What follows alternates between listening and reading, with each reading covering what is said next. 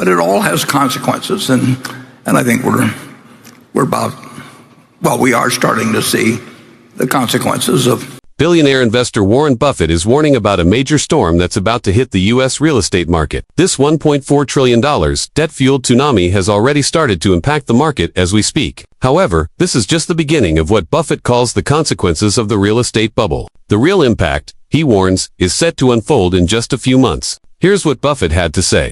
This question comes from Tom Seymour. He says the first sentence of a recent Financial Times article read, Charlie Munger has warned of a brewing storm in the U.S. commercial property market, with American banks full of what he said were bad loans as property prices fall. Please elaborate on what's going on in commercial real estate. How bad will the losses be, and what sectors or geographies look particularly bad? I'll just add an addendum from another viewer who wrote in and wanted to know if Berkshire would be more active in commercial real estate as a result.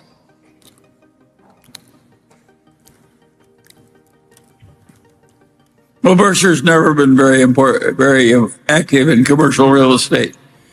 It works better for taxable investors than it does for corporations taxed the way Berkshire is. So I don't anticipate huge effects on Berkshire, but I do think that the hollowing out of the downtowns in the United States and elsewhere in the world is going to be quite significant and quite unpleasant. I think the country will get through it all right, but as they say, it will often involve a different set of owners. Yeah, and the buildings don't go away, but the owners do. Over the last 15 years, the U.S. real estate market has been fueled by massive amounts of cheap debt. Take a look at this chart of the U.S. federal funds effective rate proxy for interest rates in the economy. As we can see, interest rates spent most of the last 15 years near 0%.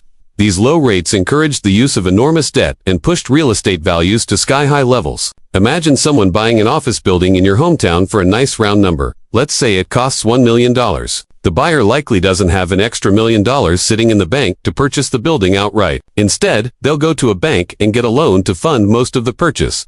In this example, the buyer contributes $350,000 as equity, a fancy word for a down payment, similar to when someone buys a house. The remaining $650,000 is borrowed from a small local bank. How profitable this deal is depends on many factors, but one of the most important is the loan's interest rate. Let's say the buyer gets an interest-only loan at 5%. That means each year, they owe 5% of the total loan amount in interest payments to the banks, similar to a mortgage payment for a homeowner. At 5%, the annual debt payment is $32,500.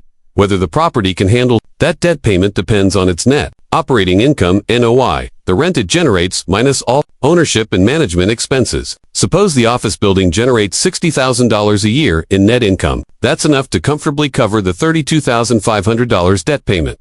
Banks often use a key metric called the debt service coverage ratio, DSCR, to decide whether to approve a loan. It measures how much breathing room a property has to cover its debt payments if things go wrong. It's calculated by dividing the property's income by its annual debt payment.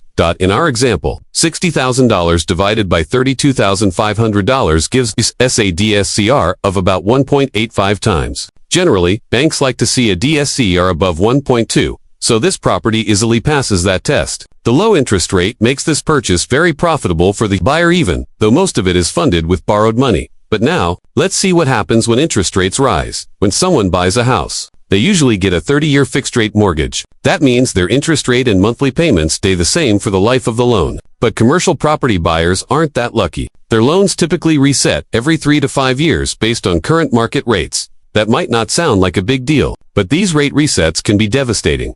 Let's go back to our $1 million office building. If the loan's interest rate jumps from 5% to 7%, the annual debt payment rises from $32,500 to $45,500. The property's finances just got tighter, but the owner can still make payments if income remains steady. However, if the rate climbs to 9%, the debt payment skyrockets to $58,500. Now the $60,000. Income barely covers it. And remember, this is an office building. The rise of remote work has permanently reduced demand for office space.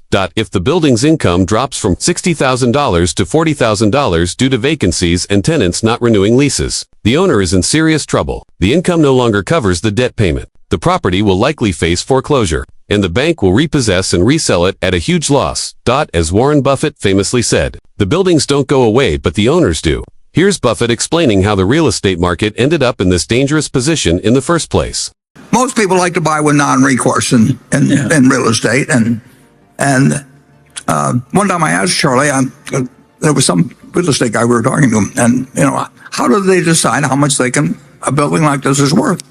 And the answer is it's whatever they can borrow without signing their name. And if you look at real estate generally, you'll understand what the phenomena that's happening if you remind yourself that that's the attitude of most people that have become big in the real estate business, and it does mean then that the lenders are the ones that get the property, and of course they don't want the property usually, so then the real estate operator counts on negotiating with them, and the banks tend to extend and pretend, and there's all kinds of activities that arrive out of commercial real estate development, which occurs on a big scale, but it all has consequences, and I think we are starting to see the consequences of people who could borrow at 2.5% and find out it doesn't work at current rates, and they hand it back to somebody that gave them all the money they needed to build. When you borrow money to buy a house, you have to sign what's known as a personal guarantee. In simple terms, this means you're personally responsible for paying back the bank no matter what happens to the house. For example, if you have a $400,000 mortgage and the home's value falls to $300,000, you're still on the hook for the difference. You can't just hand the keys back to the bank and walk away. Because of that personal guarantee, the bank can force you to pay the remaining amount, or you'll have to file for bankruptcy. Now, with that in mind, you might think commercial real estate works the same way, but it doesn't. Large commercial properties like office buildings, apartment complexes, and warehouses are usually bought with something called non-recourse debt. Here's how that works. Let's say a big real estate investment firm buys a property for $50 million. They put in $10 million of their own money and borrow the remaining $40 million from a bank through a non-recourse loan. A few years go by, and since this is a commercial loan, the interest rate resets. Unfortunately, the property was bought at the peak of the market, when rates were low and prices were sky high. Now, when the loan resets, the property is only worth $30 million. Because the loan is non-recourse, the owner can simply hand the keys back to the bank and walk away. Yes, the firm loses its $10 million investment, but the bank is stuck with a property worth far less than the loan amount, and there's nothing it can do to recover the loss. This isn't just a theory. There's an estimated $1.4 trillion worth of these commercial real estate loans coming due over the next 12 to 24 months. Many of these properties are no longer worth what they were purchased for, or they can't sustain the larger debt payments caused by higher interest rates. As a result, a significant number of these properties will go into foreclosure once their loans come due. We're already seeing this happen. Starwood, one of the largest real estate investment firms in the world, recently defaulted on a $212 million loan tied to an office building in Atlanta. Once considered a prime property in a booming city, the building is now only 60% occupied, down from 90% when the loan was made in 2018. The property lost so much value that Starwood didn't even bother negotiating with the lender. Instead, they handed over the keys and walked away. And this is likely just the beginning.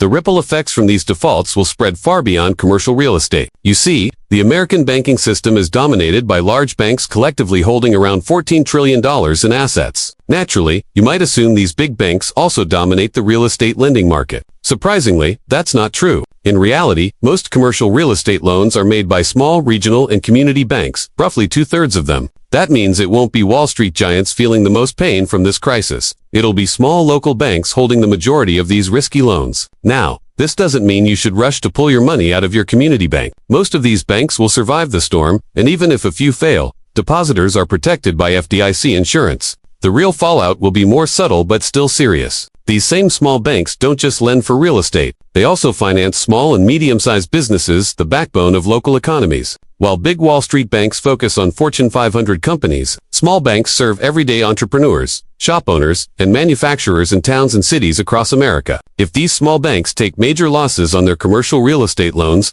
they'll be forced to tighten lending overall. That means less access to credit for small businesses, which will make it harder for them to expand, hire workers, or even stay afloat. Less business growth means less hiring, less spending, and slower economic growth. Only time will tell how this all unfolds in the real estate market. But one thing is certain, as Warren Buffett's longtime business partner Charlie Munger said earlier in this video, there's going to be a lot of pain. The only question now is who will be the one to bear it. So, there you have it. Make sure to subscribe to the channel, because my goal is to help you become a smarter investor by learning from the world's greatest minds. Talk to you again soon.